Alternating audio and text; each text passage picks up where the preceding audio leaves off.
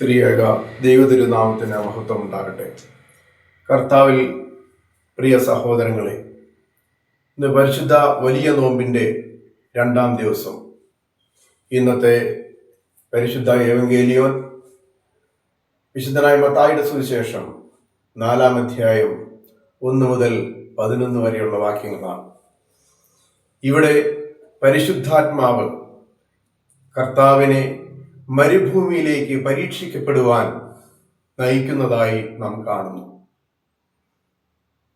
മരുഭൂമിയിൽ ഉപവാസത്തിന് ശേഷം 40 ദിവസത്തിന് ശേഷം ആ പരീക്ഷകൻ കർത്താവിനെ പരീക്ഷിക്കുമ്പോൾ തിരുവചനങ്ങൾ കൊണ്ട് അവൻ പൈശാചികനെ അതിജീവിക്കുന്നത് നമുക്ക് കാണുവാനായിട്ട് സാധിക്കും.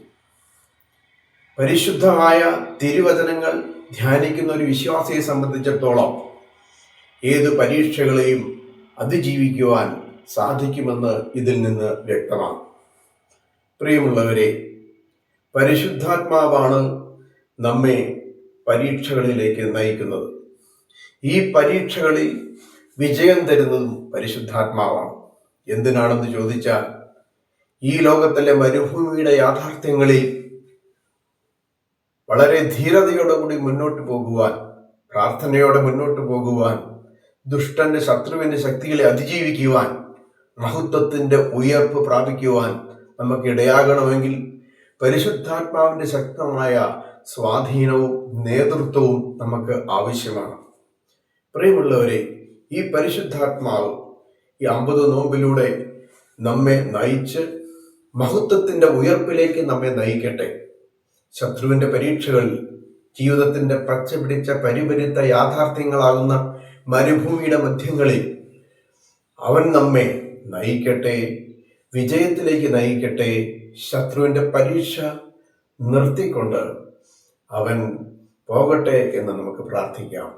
പ്രിയമുള്ളവരെ, ഈ 50 നോമ്പ് മഹത്വത്തിന്റെ, അനുഗ്രഹത്തിന്റെ, പച്ച പിടിച്ച നല്ല പുതുയുഗത്തിന്റെ ഉയർപ്പിന്റെ അനുഭവമായി മാറട്ടെ എന്ന് ആഗ്രഹിക്കുന്നു. നമുക്ക് പ്രാർത്ഥിക്കാം.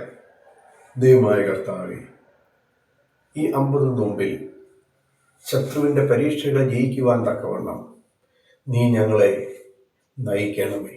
അവിടുത്തെ പരിശുദ്ധാത്മാവിൽ ഞങ്ങളെ നയിക്കണമേ.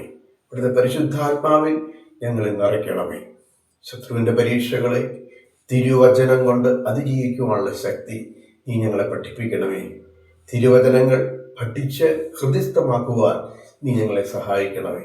അങ്ങനെ ഞങ്ങൾ എന്നാളും നിനക്കും നിന്റെ പിതാവിനും പരിശുദ്ധാത്മാവിനും സ്തുതിയും സ്തോത്രവും സമർപ്പിക്കുന്നു, ഇപ്പോഴും എപ്പോഴും എന്നേക്കും തന്നെ. ആമീൻ. ദൈവം എല്ലാവരെയും അനുഗ്രഹിക്കട്ടെ.